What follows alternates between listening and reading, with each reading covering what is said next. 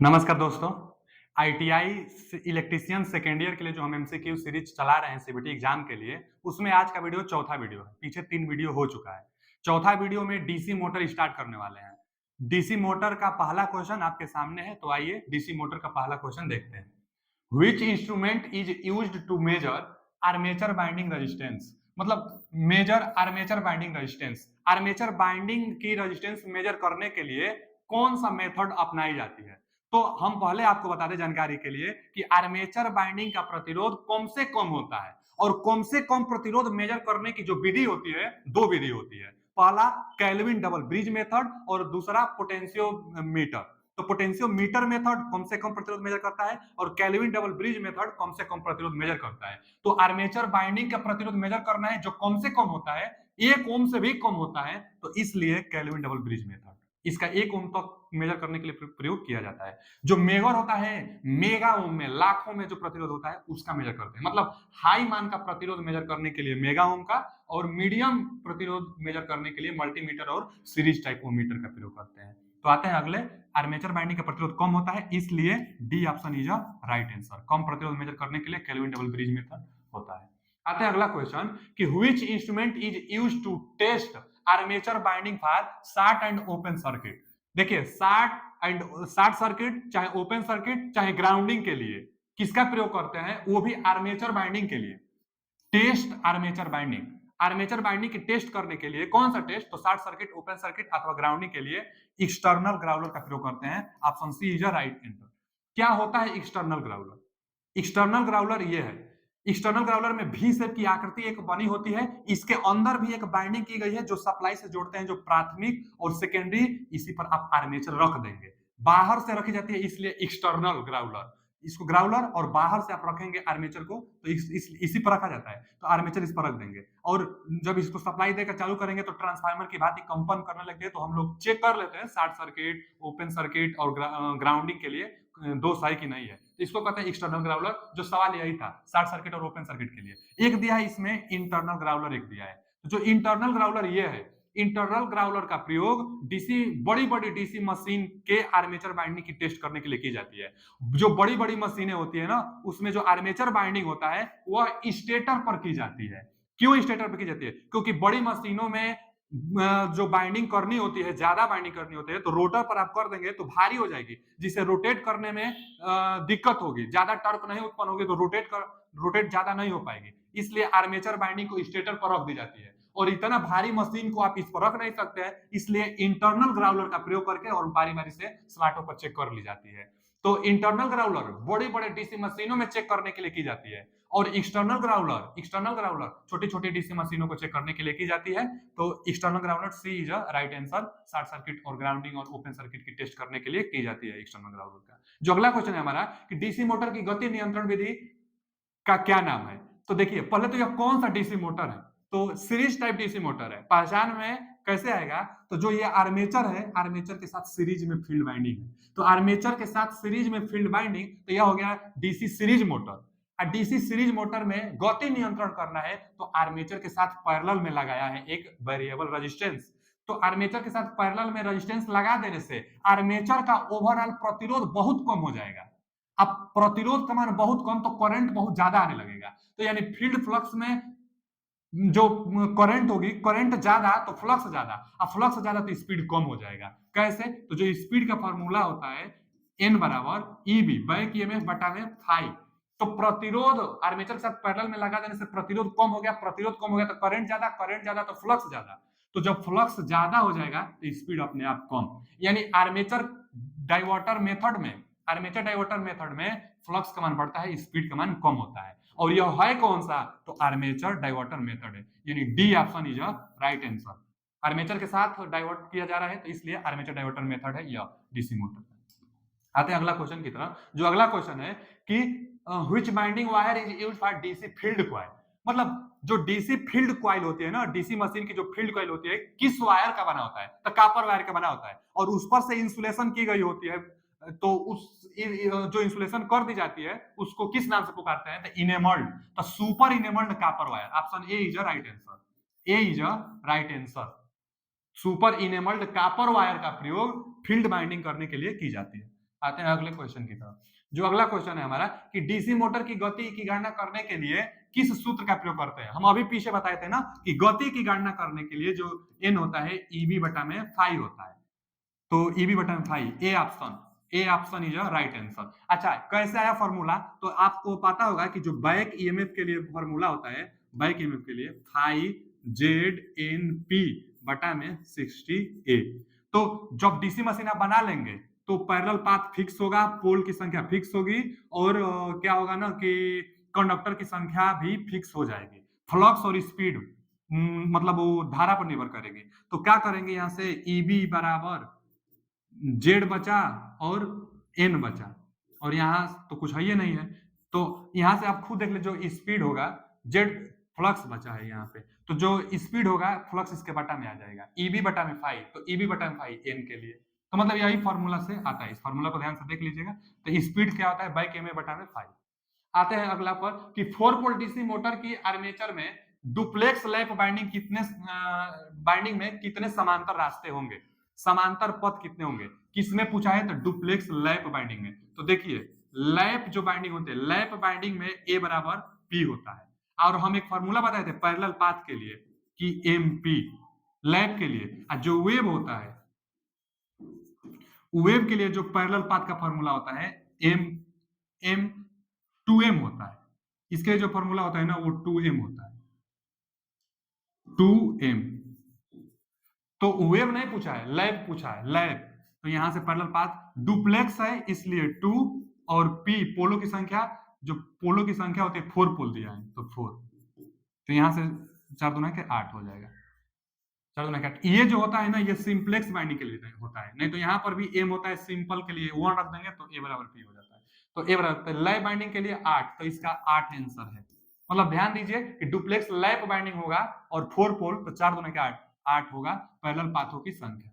जो अगला क्वेश्चन है हमारा कि डीसी मोटर में आर्मेचर के घूमने की दिशा कौन सा नियम निर्धारित करता है। तो देखिए जो डीसी मोटर होता है उसमें लेफ्ट हैंड रूल का प्रयोग किया जाती है, और डीसी जनरेटर जो होता है उसमें राइट हैंड रूल का प्रयोग किया जाता है। फ्लेमिंग के दाहिना हाथ का नियम जनरेटर में, क्यों, क्योंकि जनरेटर को दाहिने हाथ से घुमाते हैं, तो याद करने के लिए है कि जनरेटर को दाहिने हाथ से घुमाते हैं, तो इसलिए दाहिने हाथ का नियम जनरेटर में लगता है, और मोटर में उल्टा लेफ्ट हैंड रूल। तो फ्लेमिंग का लेफ्ट हैंड रूल मोटर में। डीसी मोटर की बात की है और दिशा पूछ रहा है ना, आर्मेचर के घूमने की दिशा, तो Fleming left hand rule, option C is a right answer. आते हैं अगले क्वेश्चन की तरफ। कौन सा मोटर है, डीसी मोटर का क्या नाम है, तो आर्मेचर के साथ पैरेलल में फील्ड बाइंडिंग है, तो यह शंट मोटर होता है, तो डीसी शंट मोटर ठीक है, A option, DC shunt motor सही है। सीरीज मोटर में क्या होता है कि फील्ड बाइंडिंग सीरीज में होता है, सीरीज मोटर में। और डिफरेंशियल में क्या होता है कि दो दो फ्लक्स होनी चाहिए, अब विपरीत दिशा में फ्लक्स होता है। और कम्युलेटिव में क्या होता है कि दो फ्लक्स होगा और दोनों फ्लक्स ऐड होगा तब कम्युलेटिव। तो यहाँ दो दो फ्लक्स के बाद नहीं, एक ही फील्ड फ्लक्स है। जब एक ही फील्ड फ्लक्स है पैरेलल में है तो शंट, और सीरीज में होता है तब ये सीरीज कहते हैं। आते हैं अगले क्वेश्चन की तरफ। डीसी मोटर में करंट की दिशा, फिर आ गया डीसी मोटर और दिशा पूछे तो फ्लेमिंग का लेफ्ट हैंड रूल, बाएं हाथ का नियम। तो डीसी मोटर और करंट की दिशा, तो डीसी मोटर में करंट की दिशा Fleming left hand rule, C option is a right answer, C option सही आंसर होगा। डीसी मोटर में फ्लेमिंग के लेफ्ट हैंड रूल से दिशा ज्ञात की जाती है, जनरेटर होता तब दाहिने हाथ का नियम। डीसी शंट मोटर आर्मेचर द्वारा ली गई धारा की दिशा, धारा की गणना करने का सूत्र क्या है, ठीक है, धारा की गणना देखिए इसका ऑप्शन सी सही है, सी ऑप्शन इसका सही है। अभी कैसे आया सी ऑप्शन, तो देख लीजिए जो मोटर होता है ना, मोटर में जो बैक ईएमएफ होता है, मोटर में जो बैक ईएमएफ होता है, आप जितना मोटर को सप्लाई देंगे वी वोल्टेज में से लॉसेस को घटा दीजिए। आर्मेचर जो शंट बाइंडिंग के साथ जो लॉसेस होता है आईए आर उसको घटा दीजिए, यही बैक ईएमएफ के बराबर होता है, और यहीं से आईए का मान प्राप्त कर लीजिए, तो इसको इस साइड बुला लीजिए, तो आईए आर ए भी माइनस इसको उस साइड लेकर चल जाइए, तो ईबी, और आईए का मान पूछा है तो आर ए बटा में कर लीजिए, तो आईए बराबर क्या हो जाएगा, भी माइनस ईबी बटा में आर ए। तो यही तो पूछ रहा है ना हमसे कि धारा की गणना करने के लिए, तो भी माइनस ईबी बटा में आर ए, सी ऑप्शन सही आंसर है, सी ऑप्शन सही आंसर है। आते हैं अगले क्वेश्चन की तरफ कि डीसी मोटर में फ्लक्स की दिशा की पहचान करने के लिए कौन सा नियम लागू किया जाता है। तो फिर आ गया ना कि डीसी मोटर और फ्लक्स की दिशा, तो डीसी मोटर में दिशा पूछे तो फ्लेमिंग लेफ्ट हैंड रूल, तो Fleming left hand rule, C option is a right answer. अब फ्लक्स की दिशा पूछ रहा है, तो फ्लक्स ही मैग्नेटिक फील्ड से बनता है। मैग्नेटिक फील्ड फ्लक्स से बनता है या फ्लक्स मैग्नेटिक फील्ड को बनाता है? तो मैग्नेटिक फील्ड होता है फ्लेमिंग के लेफ्ट हैंड रूल में, तो इसीलिए फ्लेमिंग लेफ्ट हैंड जो रूल होता है, फ्लेमिंग लेफ्ट हैंड रूल दिशा ज्ञात कर देगा, मोटर है इसलिए।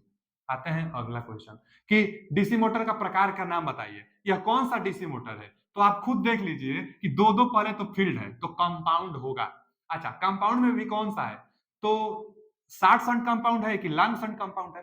तो जो ये फील्ड वाइंडिंग होती है, अगर पूरा आर्मेचर के साथ, आर्मेचर और सीरीज के साथ ये पूरा शंट लगा होता तो अब लॉन्ग शंट कहते हैं हम लोग। ये सिर्फ आर्मेचर के पैरेलल में है, जब सिर्फ आर्मेचर के पैरेलल में होता है तो शॉर्ट शंट बोला जाता है। तो शॉर्ट शंट कंपाउंड, कंपाउंड इसलिए क्योंकि दो दो फील्ड वाइंडिंग है, तो शॉर्ट शंट कंपाउंड, इसका डी आंसर सही है। आते हैं अगले क्वेश्चन की तरफ। जो अगला क्वेश्चन है हमारा कि what is the formula to calculate back EMF in a DC motor, मतलब डीसी मोटर में ईएमएफ की गणना करने के लिए सूत्र क्या है? तो अभी हम फार्मूला पीछे लिखे थे, क्वेश्चन आया था, तो डीसी मोटर में बैक ईएमएफ लिखने के लिए फार्मूला क्या है? तो फाई जेड एन पी बटा में 60A। तो देख लेंगे इसमें से option, phi Z N P बटा में 60A, यानी सी ऑप्शन इसका सही, सी ऑप्शन सही होगा बैक ईएमएफ गणना करने के लिए डीसी मोटर में। आते हैं अगला क्वेश्चन। अच्छा, डीसी जनरेटर होता तो सेम फार्मूला होता और बस ईजी लिखा जाता जनरेटेड ईएमएफ के लिए, ये बैक ईएमएफ है। जैसे यहाँ पर हम अभी देख लेंगे कि अगर जनरेटर होता ना तो ईजी होता, और अगर यह मोटर है तो ईबी है, बैक ईएमएफ। सेम फार्मूला होता है जनरेटर और मोटर के लिए। आते हैं अगला क्वेश्चन कि what is the name of the equipment, इस इक्विपमेंट का नाम क्या है? तब अब दूसरा क्वेश्चन में इस पिक्चर को हम दिखाए थे आपको, यह जो पिक्चर है ना एक्सटर्नल ग्राउलर है ना, इसी पर आर्मेचर को रखकर और short circuit open circuit test की जाती है। तो एक्सटर्नल ग्राउलर, इंटरनल नहीं, इंटरनल तो अंदर अंदर की जाती है, external, D option, D option इसका सही आंसर है। एक्सटर्नल ग्राउलर है यह, मेजर तो प्रतिरोध मेजर करता है। आते हैं अगले क्वेश्चन की तरफ। यदि क्वाइल पिच पोल पिच से कम है तो बाइंडिंग का नाम क्या है? तो देखिए, जब क्वाइल पिच पोल पिच से कम हो जाएगा तो शॉर्ट पिच बाइंडिंग, जब क्वाइल पिच फुल पिच के बराबर, जब क्वाइल पिच पोल पिच के बराबर हो जाएगा तो फुल पिच बाइंडिंग, जब क्वाइल पिच पोल पिच से ज्यादा हो जाएगा तो ओवर पिच बाइंडिंग। जैसे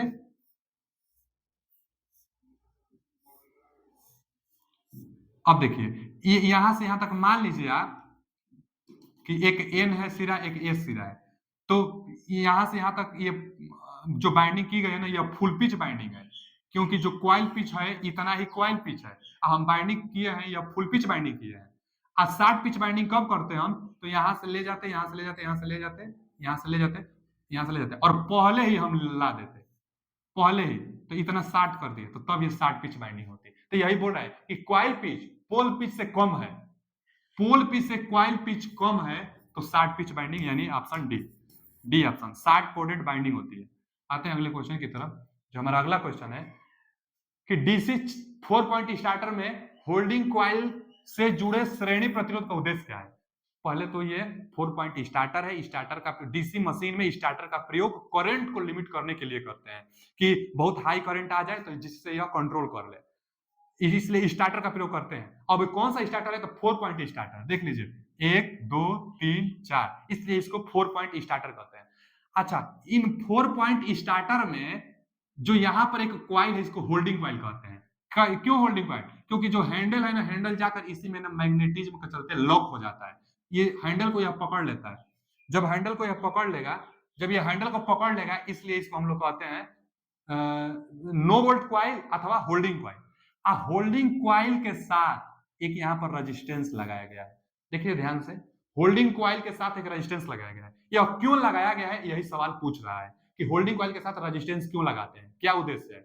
तो जो होल्डिंग क्वाइल होता है 110 वोल्ट पर काम करता है, और जो हमारा सप्लाई होता है वो 250 वोल्ट 200 के आसपास होता है, 200 से 250 के आसपास होता है।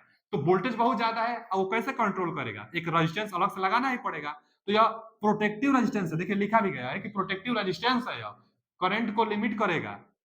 जो होल्डिंग करंट है ना, उसमें करंट को लिमिट करने के लिए 110 वोल्ट पर काम करता है, 250 वोल्ट आएगा, तो एक रेजिस्टेंस लगाना पड़ेगा लिमिट करने के लिए। तो इसमें ऑप्शन देख लेते हैं, पहला ही ऑप्शन है कि limit the current in holding coil, holding coil में करंट को लिमिट करने के लिए एक एक्सटर्नल रेजिस्टेंस सीरीज में लगा देते हैं, इसलिए इसका ऑप्शन ए हो जाएगा। तो ए option is a right answer. आता है अच्छा, तो आज के लिए इतना ही। आगे मिलते हैं नेक्स्ट वीडियो में नेक्स्ट क्वेश्चन के साथ। अभी के लिए इतना ही। अगर वीडियो अच्छा लगा हो तो लाइक एंड सब्सक्राइब शेयर कीजिए। अगर जो भी कुछ समझ में ना आए तो कमेंट बॉक्स में आप करिए, हम कोशिश करेंगे कि उसका जवाब दें। थैंक यू, धन्यवाद।